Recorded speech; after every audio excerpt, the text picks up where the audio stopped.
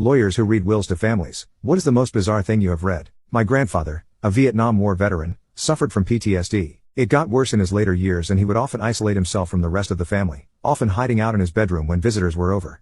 My grandmother would often tell us stories about how he had inherited a significant amount of money from his father way back when. She said that in their younger years he often spent his inheritance on luxurious dates and trips. After returning from war, he spent the remaining money on a house in which he and my grandmother settled and raised their children. Fast forward to his death, just a couple months back, and we found out he had written a will. Even my grandmother didn't know about it. We all had assumed he wouldn't have much to leave since most of the money he had saved from his time in the military was going towards taking care of him as he was placed in a care facility as his PTSD worsened. His will told of a warehouse in Township, Michigan that held a large collection of vintage cars. He said that the warehouse was passed down from his father, and he had all the documents to prove that he was the owner of some type of warehouse. His will estimated that the cars would be worth in excess of $2 million total. The money from his collection would be split between his 4 children. We had no idea this collection ever existed. My father and his 3 brothers had all grown up in Plano, Texas. None of us had ever been to Michigan before. Even our mother couldn't recall a time of our father ever having even gone to visit Michigan. After a long debate, my father and I, the only ones who could manage to find some time off from work, agreed to fly out to Michigan to see this collection firsthand. After a few $1,000s spent on plane tickets, hotels,